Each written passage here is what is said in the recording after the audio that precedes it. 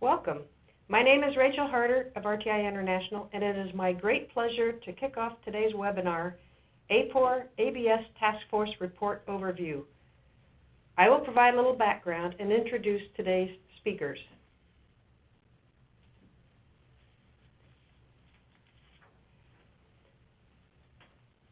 First, let me define what we mean by address-based sampling, or ABS.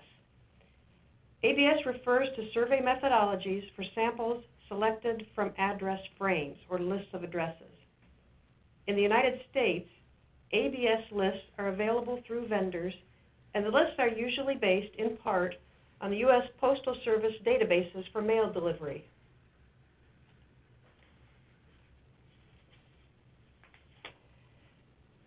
So why a task force report? AAPOR agreed the time was right. Why? Well, ABS is increasingly used for in-person, mail, and mixed-mode surveys. And ABS is an alternative to random digit dialing for household surveys. But ABS requires knowledge of the frame and sample properties. The methodologies are evolving as we learn about the files, and the trade-offs may be confusing. Furthermore, responsible reporting of address-based surveys should disclose aspects of the design that have not always been reported consistently.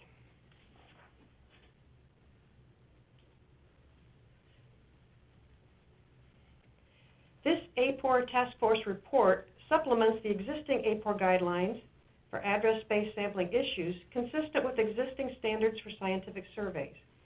In particular, the task force's charge was to standardize or clarify ABS terminology and make recommendations for frame building, frame enhancements, weighting and response rate calculations, and reporting. First, we built this star-studded task force of knowledgeable experts.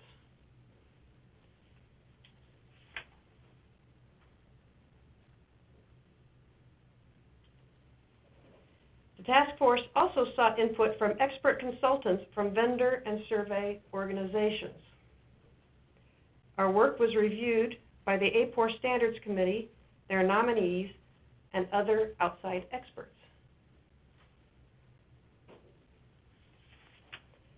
Now let me introduce today's presenters who are members of the ABS Task Force.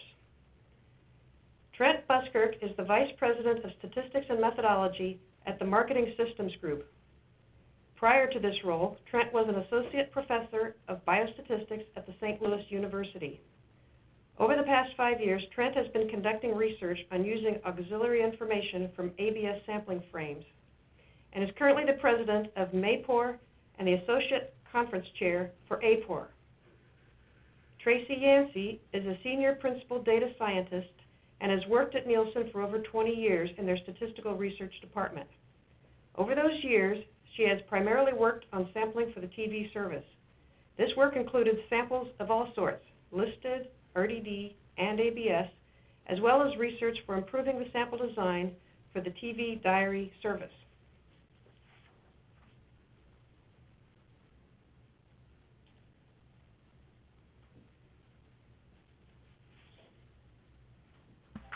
Thank you, Rachel. I thought we would start the webinar with a warm-up, and then we'll get right into it. 3 men are in a hot air balloon. Soon they find themselves lost in a canyon somewhere. One of the 3 men says, "I've got an idea. We'll call for help, and the canyon and our echo will carry our voices far." So he leans over the basket and yells out, "Hello, where are we?" They hear the echo several times. 15 minutes pass. They hear this echoing voice, "Hello, you're lost." One of the men says, "That must have been a statistician." Puzzled, one of the other men says, "Why do you say that?" The reply, "For 3 reasons. He took a long time to answer, he was absolutely correct, and his answer was absolutely useless." Well, we hope that today's webinar will not be useless for you when we sort of delve into all of the details that we have sort of learned over the past several months working on the task force report. So just to bring you up to speed, if you haven't already seen the task force report, you can find it on AAPOR's website. Under Publications and Media tab, followed by the AAPOR Publications, and then the reports, you will see the option for the AAPOR task force report. So I wanted to give you a pop quiz before I turn it over to Tracy for the beginning of our top 10 list. What do the AAPOR task force report and a flourless chocolate torte have in common? Well, they are both dense and have a bunch of sweet, rich bits inside. So hopefully you will take a little gander at this report, but we wanted to give you an overview of the report to sort of guide you about its contents. And we have come up with a sort of top 10 list that we think are really important sort of takeaways from the report. Hopefully will guide your interest and sort of so that you can seek out further information from the report. Tracy, take it away. Thank you, Trent. So the task force list has 8 content sections, over 115 definitions in the appendix, and over 165 references included in over 140 pages. So we decided to report out the top 10 things that you will learn from this report.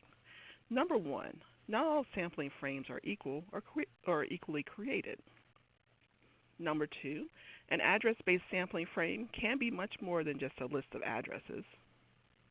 Number 3, auxiliary variables offer a rich source of data linked by geocoding and or matching techniques.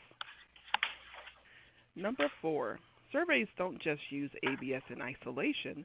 Mixed mode surveys can and are often based on using an ABS component. Number 5, E isn't just for telephone surveys. Trent? Continuing on, number 6, know your units. The sampling unit is the address typically, or at least the primary sampling unit, and not the household or the people living in it. Number 7, bring back the clusters. Sometimes multiple stages or phases of sampling are needed in conjunction with ABS samples. Number 8, wait.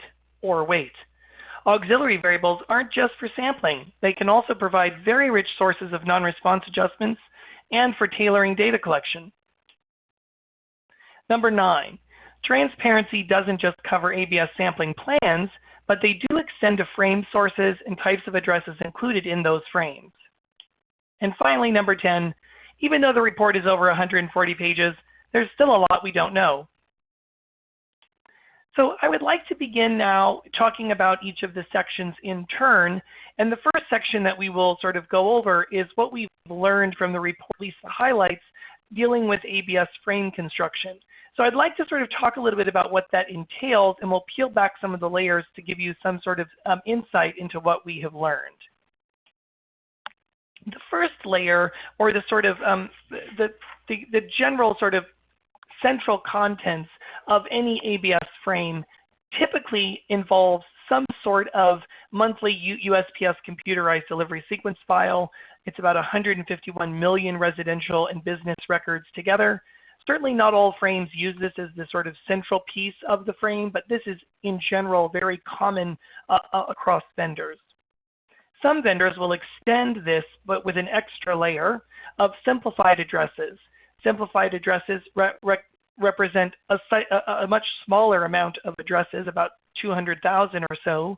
These are addresses that have only the city, state, and zip code and the number of people living at a zip code. These are typically not included on the USPS computerized delivery sequence file, and so they have to be added to the frame to prevent undercoverage. And then as a final layer, many vendors make available the NOSTAT file or have access to the NOSTAT file, which contains address listings that do not receive mail or cannot receive mail from the USPS, but do include things like rural, vacants, new and planned construction, and drop units. So now we sort of move to the very central piece of the actual sampling frames themselves, and that is the actual address unit.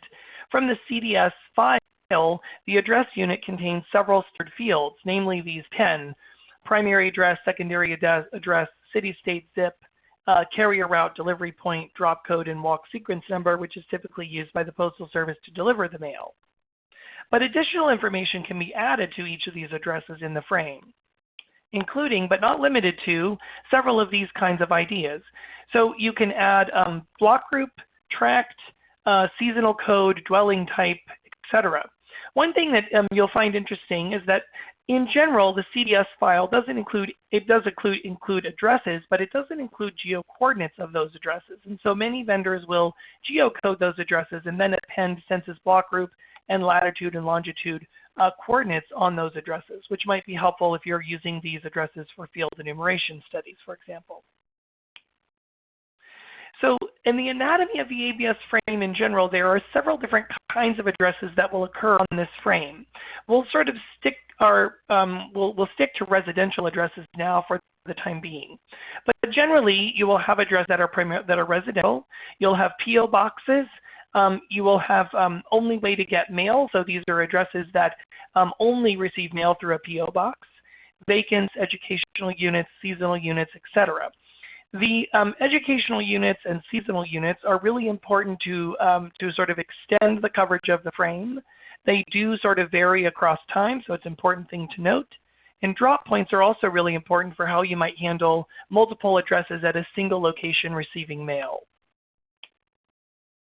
Just to give you some examples of sort of the prevalence of some of these kinds of addresses on the frames, I'm quoting from MSG's most current frame here, looking at the percentage of addresses inside of census block groups that have at least one drop point. This statistic ranges across all of the block groups, all of the census block groups, from 0% of the residential addresses in the block group having a more than one drop point and up to about 15%. The mean is about less than 1/3%. And if we move on to the only way to get mail, there are certain block groups where there are no addresses, residential addresses, in the block group that have only way to get mail distinctions. And then there's some block groups that have 100% of their addresses. The mean percentage is about 2.8, and the median is much smaller. Just to give you a visual depiction of what this looks like, we've created this map. So if you look at, this is the sort of geospatial distribution of the percentage of the census block group that actually have more than one drop point for the residential addresses. And what you'll notice is that most of this is sort of concentrated on the eastern coast of the US. If we move now to the only way to get mail, for example, you will find that the percentage, that the sort of concentration is more to the west. So so throughout this webinar today, we're going to sort of structure the sections and to try to give you some important feedback on the important concepts to consider from each of the sections. We'll also talk about how these concepts or ideas may vary from vendor to vendor, and also give you some instruction on questions that you may want to ask the vendors that you want to use in your ABS samples. So for the ABS frame creation, there's a couple of important concepts to consider, namely the type of vendor. There are two primary types of vendors that we talk about in the report: primary vendors and secondary vendors. Primary vendors generally lease address lists from, then they have a CDS license. So this would be a vendor like Velasas, for example. Secondary vendors often obtain addresses from a primary vendor for the purposes of reselling them to other end users. The CDS-related files do not contain simplified addresses, as I mentioned earlier, and so this is something that a vendor may need to undertake or to fill out their frame, so to speak. And there are several steps that a vendor might take to sort of create some hygiene for their frame. So going from the sort of USPS file that they're able to acquire or to lease from another vendor, there's several steps, including standardization of addresses, coverage improvements, so whether or not they might add those those rural simplified addresses, conversions and deduplication. This is related to how rules that they might use for standardization, and then whether or not there's filtering going on. So is it standard practice that the vendor would include only way to get mail post office boxes but not other post office boxes, for example? There are some things that can actually vary across vendors for the frames that they create. The level of information per sampled address can certainly vary. Some vendors just provide you the address, and the purchaser of that information must then go to a third party and append information to the address file itself. Other vendors are more full service, and they can supply much more information about sampled addresses for additional fees. The specific or the specificity and completeness of a particular geography may also vary by vendor. The way that primary vendors work is that they might own a portion of the CDS file or a portion of zip codes where they get full and complete information, and in other zip codes they don't have full and complete information. So you might have one vendor that really specializes in a particular local market, whereas other vendors are able to access all of that information nationally. The frequency of how often information is updated on these frames also varies. If you are a primary vendor, you're typically getting very regular updates from the CDS file to sort of provide as inputs to your frame maintenance. If you are a secondary vendor, this may vary considerably across vendors. And then finally, the completeness of the frames with respect to simplified addresses could also vary from vendor to vendor. Some vendors will add those in as a matter of course. Other vendors may add them in as a special fee or special service, depending on the arrangement that you have with the vendor. And there are a couple of other things that could vary across vendors with respect to how vendors maintain or clean their frames. Certainly the process of generating and cleaning addresses might vary across vendors. For example, some may include only way to get mail post office boxes as a matter of default, whereas others would not. The degree to which drop points are enumerated or included in the frame, or where there are placeholders for such multiple addresses, may be different across vendors, and that could impact sampling. And there are also differences in how vendors might deal with business addresses, where we don't talk a lot about business addresses in the report, but we do mention some things. And one thing that you might think about here is some vendors may classify home-based businesses as residential only and not include them in their business frames. So this is something to consider if you are looking for surveys about people in particular occupations that may have home-based businesses, for example, daycare-based businesses or consulting-based businesses. Some questions that you might want to consider for your vendor relating to ABS frame creation. And that is, what kind of vendor are you dealing with? Are they a primary vendor or are they a secondary vendor? If they're a secondary vendor, where do they get their addresses, or what's the basis of their frame? Is it the CDS file itself, or is it some other list that they have compiled over time? How are the addresses processed and managed in terms of merging rules and deduplication? This could be very important in terms of and have implications for weighting on the back end. How often are addresses updated on their frame?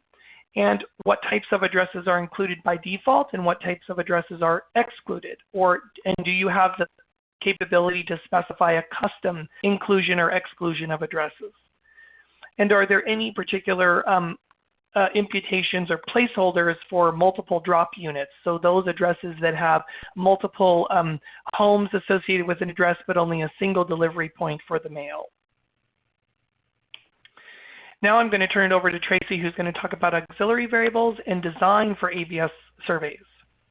Thank you. So with auxiliary variables, we find that they are a rich source of data linked by geocoding and/or matching linkage techniques. And so what the chapter on this talks about, it goes into geocoding, comparing that to matching. It also talks about the types and sources of auxiliary variables such as commercial versus governmental, and also, more importantly, the reliability of those variables. But the important concepts we want to consider for sure is that geocoding is not perfect. There's numerous algorithms used to improve accuracy, and so you just need to be aware of that. Again, just like geocoding, matching is not perfect either. The address may differ slightly, whether it's an apartment number, where it's placed on the address, or the directional, and this can change the accuracy of that match variable to the address. The data matched to the address is as accurate as the source. You know, there's many sources for data, so beware. There could be good data, there could be bad data. And while variables may be available, the coverage of those variables may vary greatly. So you might be able to have an address file appended with households that have dogs, but where is that source coming from, and then how prevalent is it on the address itself? So what can vary from vendor to vendor? Well, census data is usually consistent across vendors because there's only one source, and that's the governmental data. But commercial data can vary vendor to vendor depending on where they're sourcing it from. So we need to be aware of that. Also, again, algorithms are used for geocoding, and they can vary vendor by vendor. For example, point level versus linear interpolation. And differences in the coding from one vendor to another can lead to slightly different coverage properties of the frame, especially at the local level. So what are the important questions you need to ask your vendor? Well, the first thing is, what is the source of those auxiliary variables that are going to be added to the address frame? What algorithms are they using to match or geocode that data to the address? And then again, what's the coverage and accuracy of those variables that they're adding? Again, you could have a lot of variables available, but it's very important to understand what you're really going to get with that for accuracy and coverage. And then when they do have a variable, how often are they updating that variable on the database? And then how do they handle multi-unit buildings when matching auxiliary variables?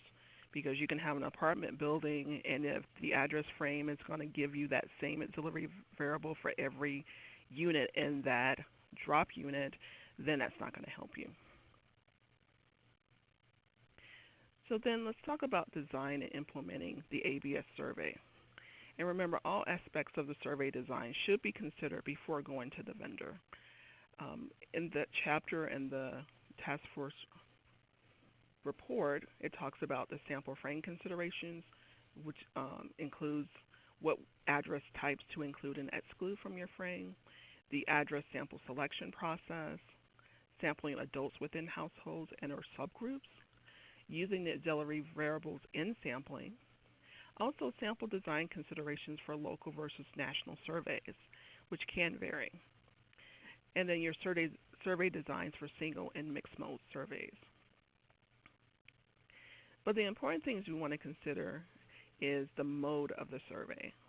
Whether it's a single mode or multi-mode, it's a key aspect of your survey design.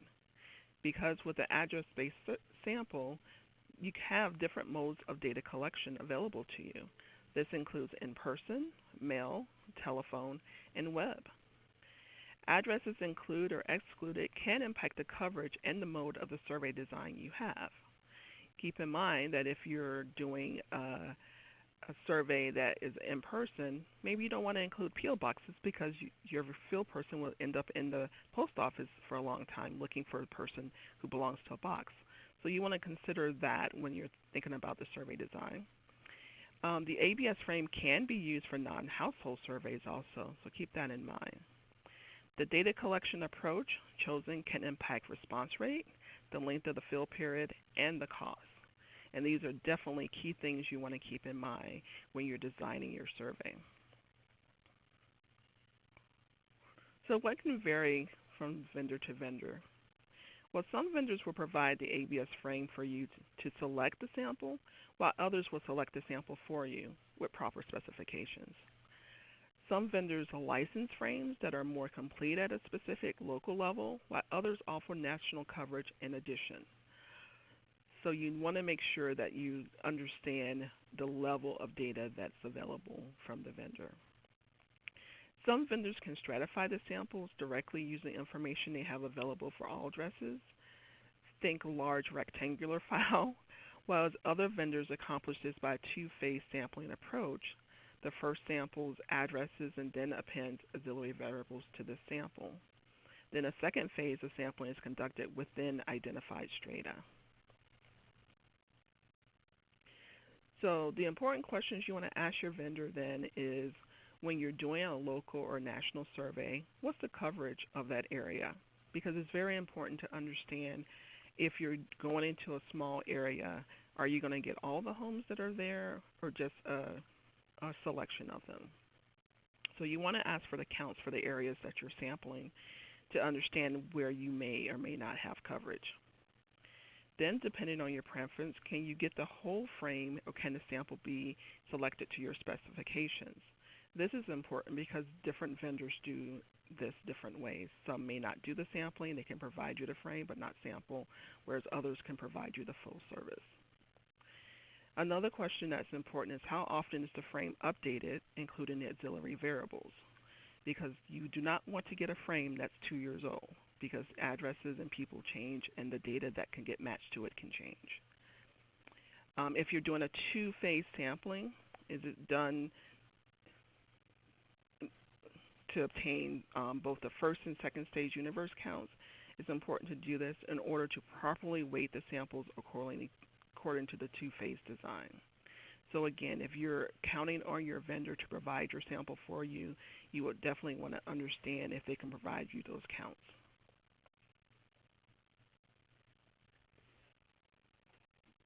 Trent? Thanks, Tracy.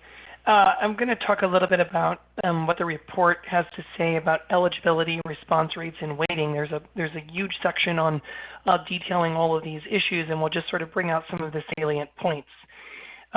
In general, for ABS studies, which is maybe a little different than other studies that you might have done, most all residential addresses that are occupied are generally eligible for many types of household surveys that you might want to conduct. Of course, certain studies have household composition or person level eligibility that will vary from this general rule, and they have to be sorted out using a screener approach or some other multi-phase approach. But in a single phase approach, you have three basic outcomes from an address-based sample survey protocol. One, the survey is returned. Two, the survey isn't returned, so that would be non-response. And three, some other post office return signal is received. So if you might get a POR saying that the address was forwarded, or there is no longer deceased, or some other kind of message from the Postal Service as a result of using the POR service. If no screener is required, in other words, if you have no sub-eligibility requirements or specific subpopulations that you're looking for, then the calculation of E, which is that sort of proportion of unknown eligibility that are eligible, is really relatively straightforward. But if you do have a required screener, then E is required and needs to sort of incorporate the multiple signals that may be received from a particular house, so a POR signal, etc. I'll talk a little bit more about this in a moment and give you some examples. Some ABS studies attempt to follow up non-respondents using an alternate mode.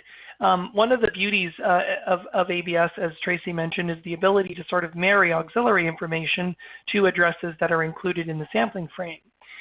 One such auxiliary information that is very popular is the phone number. Oftentimes, vendors can append phone numbers to sampled addresses. And survey researchers can use this phone number as an alternate mode of contact for following up for things like non-response. The issue here is once you introduce another mode of contact, you potentially have different signals from a sampled address depending that might sort of create differences in how you might disposition that address. For example, you might have a disconnected phone number. When you call the phone number, it's disconnected and you get an operator message.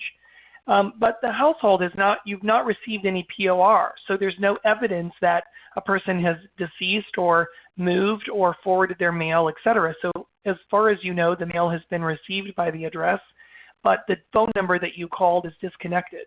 Now, if you were using an RDD study and you got such a phone message, you might be properly dispositioning that phone number as an ineligible or not in the universe. But for an ABS study, remember that the primary sampling unit is not the phone number, it's the address. And so the dispositioning has to come with respect to the address and then the contents of that household. So this is just one aspect of where, applying straightforward dispositions from the phone world over to ABS may not make a lot of sense, where you have to think a little bit more about potentially different signals coming from the information that you have, keeping in mind that there is quite a lot of information that can be available for a given address. Regardless of the contact strategies, as I mentioned earlier, in ABS, the sampled unit or the primary sampled unit is the address.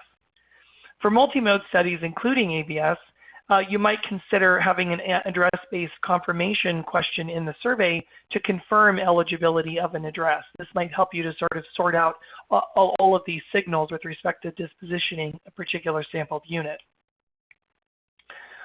Response rates may also be computed separately for households and persons within households, depending on whether or not your ABS study was done in multiple phases. So you can imagine that a household returned the screener, but when you reached back out to the household to contact the sampled adult, that sample adult never returned the questionnaire.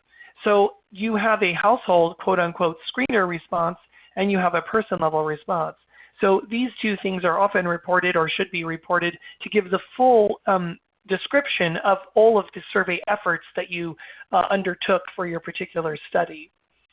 In this computation of E, there's several recommendations in the report that I think are worth delving into a little bit more deeply if you are not sure or ever had to do this for an ABS study. We won't go over all of those details here, but I'll give you just a highlight.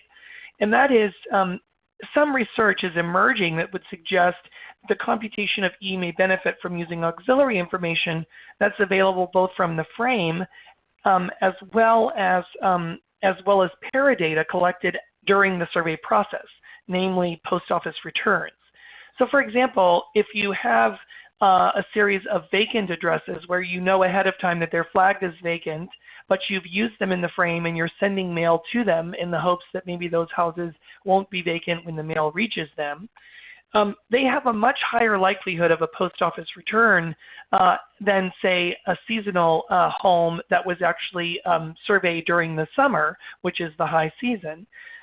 So in this situation, the report sort of talks about how you might think about computing E differently across those strata, where the strata are defined, or post strata in case, where the post strata are defined by the type of address that you know. So you have this information available on the frame for each address, and you can then use the differential, basically ineligibility rates across these different address types to get a much better estimate of E than you would normally have been able to get without using such auxiliary information. Now I'm going to go to the hardest part, which is the weighting. So many ABS samples have information that is either directly available from the frame or could be appended from auxiliary or ancillary sources for both respondents and non-respondents. Now this is a huge difference between typical phone surveys or other surveys that we might do, where we have a lot of information about the respondents, but we have very little information about the non-respondents. This really generates and creates a lot of opportunity for additional adjustments in the final weight computations. For example, a specific and explicit non-response adjustment step in the final weighting calculations can often be done using the information that's available from the frame or appended information for all sampled units. Keep in mind that some auxiliary information about the addresses from the vendors may not be very complete. The incidence is very low, or the signals may actually refer to the presence or anything else. So a lot of the available auxiliary variables represent the presence of a child or the presence of an adult. But if you have a 0 for that indicator, it doesn't mean that there wasn't a child. It just means that there was either not a child or there was no information about that household available. One thing that I have seen done in the literature, and this is something that you might consider using yourself from your vendors, is not necessarily getting the exact appended information, but getting whether or not getting a binary variable that might suggest whether or not the appended information is available. So let me give you an example. Rather than get the age of the householder from your vendor that might not be complete for all addresses, what you could get instead is a binary variable that says whether or not age information is available about that household, yes or no. The availability of such information can often be predictive of survey-related behavior or contact-related behavior, and could be a very useful variable to include, and is completely available for every sampled unit on the frame or in your sample. For ABS studies, there's a couple of different kinds of weights that might be computed for a given sample. There's certainly address level weights. Remember, addresses are the primary sampling units, so that makes sense. There's also household level weights. Oftentimes we're doing household level surveys using addresses as the proxy for households. But if you are doing household level weights, one translation between the address and the household has to do with the drop point multiplicity. So there might be multiple drop points for a given address. So one household is only one of 10 of those drop points, for example. And also, households may have multiple ways to get mail. Depending on how your vendor cleans the frame or how you've requested the frame to be cleaned, you might have post office boxes included with residential. And if a household has both a post office box and a residential address that they both can receive mail at, then they will have multiple ways to get included in the sample. And then oftentimes there is a within household level of selection, so person level weights are definitely appropriate and can be computed as an extension. One thing, some important things to ask your vendor with respect to the weighting and maybe the eligibility calculations in general that we've already spoken about is whether or not addresses have certain, if there are indicators that might be appended to the sample that I mentioned earlier, rather than the actual information about age, just an indicator to express whether or not that information is available for a particular household. Can the vendor append census-related information that could also be used for non-response adjustments or for survey tailoring? And does the vendor have a measure of the number of adults at each address that could facilitate within household selection? Obviously, there will be some error in these signals, but it might at least help you with a beginning point for rostering, trying to predict which households might need to be rostered and which households there's only a single adult. This might help you sort of tailor the survey process. And then can the vendor release information about the number of drop points associated with addresses on the frame? You will certainly need this to translate address-based weights to household-based weights if drop point addresses have been included in the frame.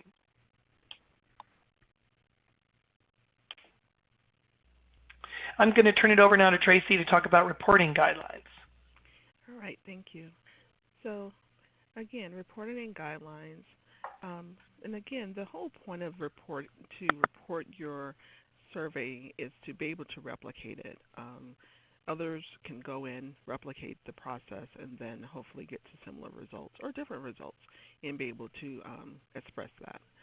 So what the report talks about is the AAPOR and AMB set minimum standards for reporting from a survey, which includes the definition of the population you're studying, the description of the frame and the coverage, the vendor name, and the sample design. So the important concepts to consider. AAPOR does provide the Code of Professional Ethics and Practice required to disclose key items about a study. And so here I've included the link to that report that then tells you what you need. In addition, the OMB, which sets the standards for the federal statistical agencies, goes further in their standards and guidelines for statistical surveys. So it's important to know these things when you're reporting out your results from an ABS survey. The next thing we want to talk about is about the quality and cost issues and with ABS. And the end goal here is you want to get the best product for what you can afford. So you want to think about the quality of the frame and the variables, the effect coverage and sample design has on the coverage error, methods to improve coverage, and then the cost and quality trade-offs. And all of these topics are covered in the report. But the key concepts we want you to consider and think about is that the completeness and accuracy of the variables available on the frame or matched to the frame, because this is important in understanding how useful that information is going to be for you, is that accuracy. Another aspect we want to always keep in mind is the coverage. Coverage when evaluating the survey design and coverage error is definitely important, and depending on whether you have a local survey or a national survey, that coverage is all important. And there's methods to improve on the coverage. So if there are likes in the frame, there's always ways to improve on that coverage. But budget and survey design may impact your ability to correct for under or over coverage. And then the other thing you want to consider is that there's many considerations when using the ABS sample. So researchers may have to make decisions with cost and quality in mind because most people have limited budgets, and it would be nice if you could sample everyone to get the best results, but we know that's not possible. So you always want to consider what things you need to have versus those things you would like to have. Things can vary from vendor to vendor, so you always want to discuss the costs associated with getting a frame or the sample and the auxiliary variables that go along with it. Even if they're the same variables, a different vendor may charge differently from another. Also, you want to understand the frequency of the frame updates always, and because this can differ from vendor to vendor, and that can have an impact on your quality. The source of the frame may vary. As Trent mentioned, it could either be from the DSF or the CDS or some other source. So it's always important to know what the starting blocks are. Another thing to consider is that the knowledge of the ABS frames and samples the vendors may have may be varying. Especially if you are doing this for survey research, some companies may specialize in survey research while others may not, and be offering the frame and may not necessarily know much about ABS frames or how to sample from them. So be careful when you're out looking for vendors that they understand what your goal is.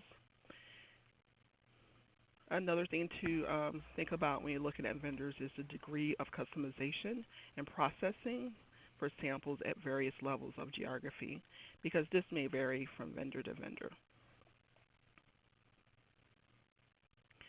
So what questions should you ask the vendor?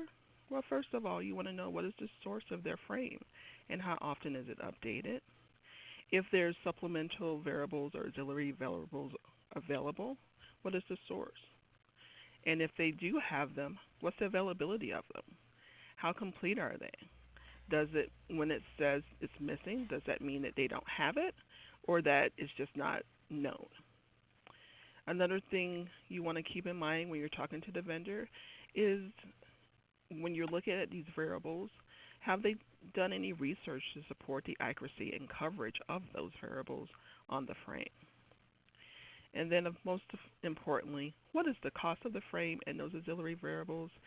And some may be fixed, some may be variable. And so you always want to look at how can you get the best product for what you can afford. Trent? Thanks, Tracy. So we have sort of walked you through the many sections of the report, and as we mentioned, it's quite dense and there's a lot of information there. One thing that we sort of mentioned earlier that I just want to highlight in closing is that there is a tremendous appendix with over 119 technical terms that some of them come from the post office, some of them come from the sampling world, some of them come from, survey research world. And so it's a really valuable resource in terms of these definitions. So if there's words or phrases that you've heard today that you're just not familiar with or you're not quite sure where to even begin, I would start at the end in the appendix. There's just an enormously rich resource there. We've included the terminology, the definition, and some web resources or links that might be helpful to you. So I think that that's just an extremely valuable aspect of the report. I just wanted to give you sort of a recap of sort of the things that we've sort of learned throughout the report in terms of trying to cast where ABS is today, and then I'll close this webinar with a little bit of prognostication in terms of the future, or extrapolation, if you will, in terms of where we may need to go or what it is that we don't know yet. Address-based sampling frames are certainly high quality for mail surveys, and they afford many advantages for sampling designs, including primarily the ability to use auxiliary information for stratification, for survey tailoring, and for weighting, as we mentioned earlier.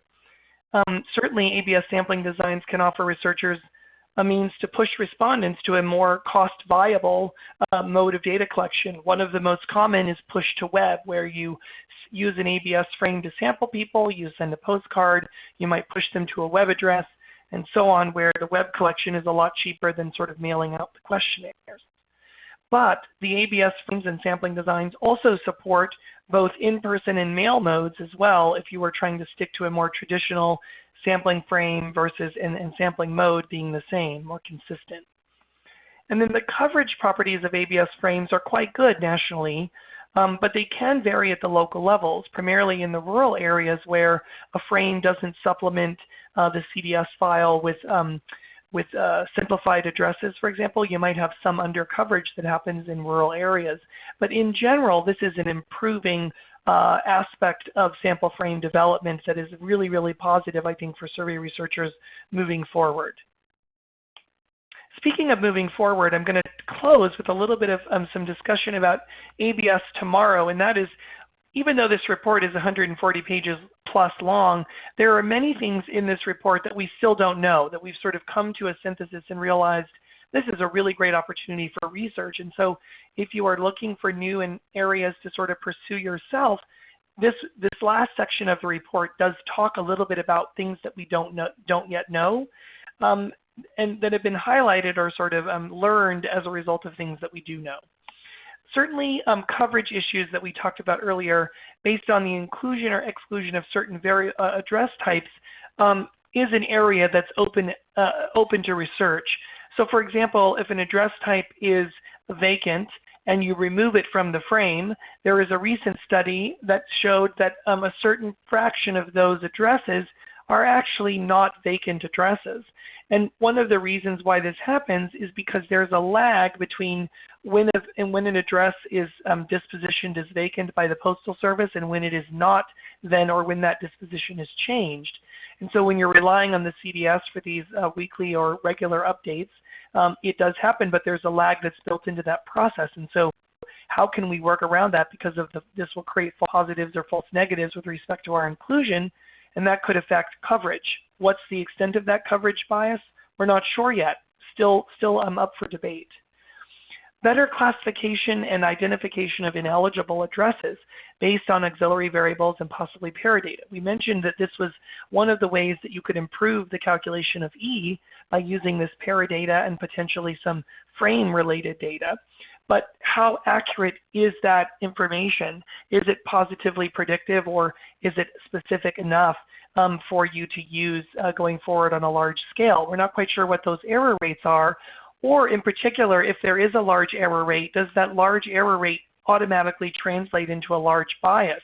This translation is something we don't know much about. How to make better use of the NOSTAT file.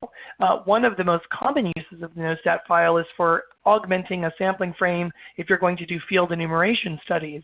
But maybe something to think about for longitudinal studies might be that if the NOSTAT file includes addresses that are planned construction, and you know about the time that your longitudinal study will go out or need to recruit people in a given area, and that coincides with the NOSTAT file's information about planned developments, then you might need to request an update from your vendor and a sampling update during the time of that particular longitudinal period or of data collection. So trying to learn how to use these things in sync for study design is a really, really important piece. And when you sample and when you use replicates to sort of roll out for a longitudinal study might be another thing that's really, really important to think about. And maybe we might be able to learn something about how to do that more optimally using the NOSTAT file. And then as Tracy mentioned, the quality and the utility of auxiliary variables is not equal across all vendors. It doesn't cost the same generally, and the availability is not the same in particular. So there's still a lot to be learned about the quality of these variables and whether or not they can be useful and in what forms they can be useful in. I think I mentioned that one of the examples for weighting might be to sort of compress the information and not actually use the information coming from the vendor, but just using whether or not the information was available. And that seems to be have some predictive ability for non-response in some of the studies that I personally worked on. So just a couple of things there to think about going forward. We wanted to encourage you to download the report. It is available again from the AAPOR website. Encourage you to look at it, read it over, interact with the report as you see fit. Of course, the sections stand alone, but they also help in sort of expand on one another. And if you have particular questions as you're going through it, feel free to reach out to the task force report members or the speakers for this webinar whose addresses are given here. Thank you very much for attending.